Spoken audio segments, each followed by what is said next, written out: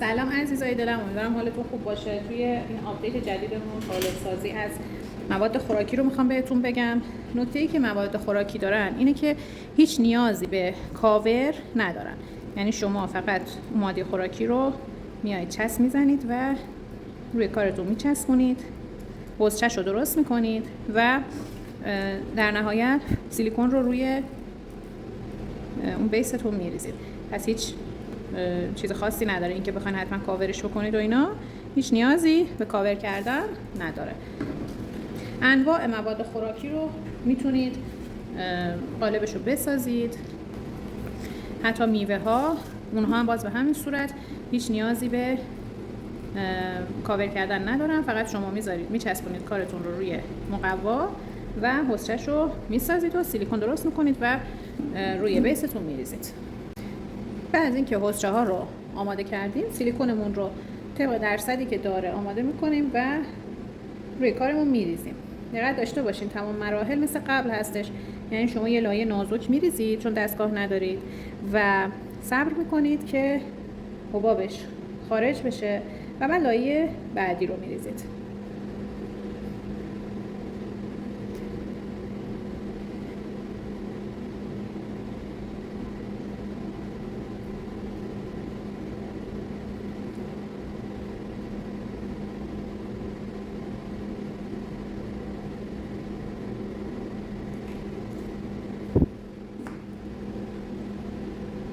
من الان یه لایه نازک ریختم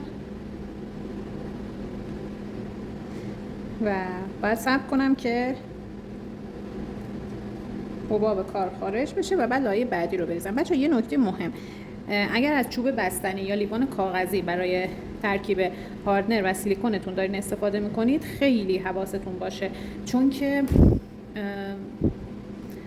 اینا جذب آب داره دیگه. خب ممکنه که شما هاردنرتون جذب چوب بشه، بعد بیاین قالبتون رو بسازین ببینید که چی شد، مثلا قالبمون نبست. چرا؟ چون هاردنر جذب چوب شده. وقتی مقدار کم داریم ترکیب میکنیم، خیلی باید حواستون به این موضوع باشه که اگه هاردنرتون جذب چوب بشه، خب مقدارش کم میشه و ممکنه که نبنده. پس بهتره که از چوب بستنی برای هم زدن استفاده نکنید، از لیوان کاغذی استفاده نکنید.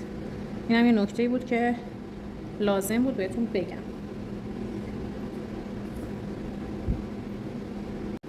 خب قالبمون بسته، خارجشون میکنیم بیس ها رو ازشون.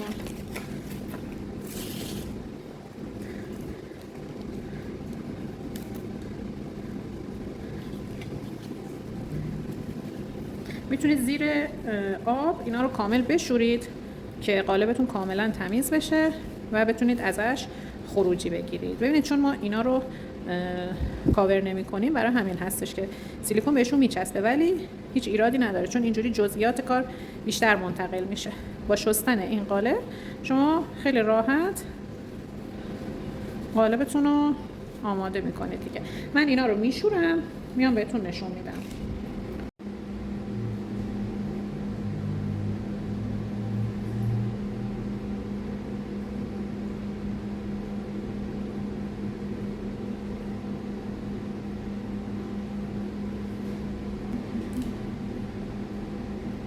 خب من بچه یه مقدار پارافین رو با رنگ هایی که حالا مد نظرم بود ترکیب کردم و اومدم داخل قالبام ریختم و میخوام نتیجه کار رو که شمای جذابی میشه رو بهتون نشون بدم.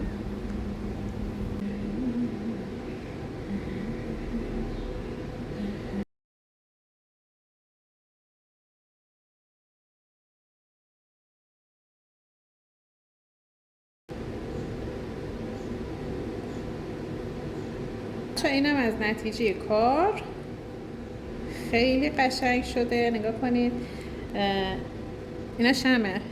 خب رنگی که من استفاده کردم براش رنگ قهوه‌ای و اینو قهوه‌ای زدم.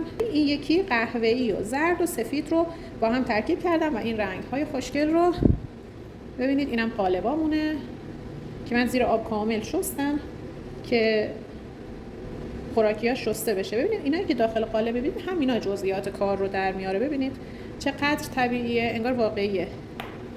امیدوارم که از این آموزش خوشتون اومده باشه. این قالب‌ها رو بسازید، شمع‌های خوراکی تولید کنید و میتونید آموزش‌های تخصصی و پیشرفته قالب سازی رو به صورت رایگان توی کانال یوتیوب من دنبال کنید.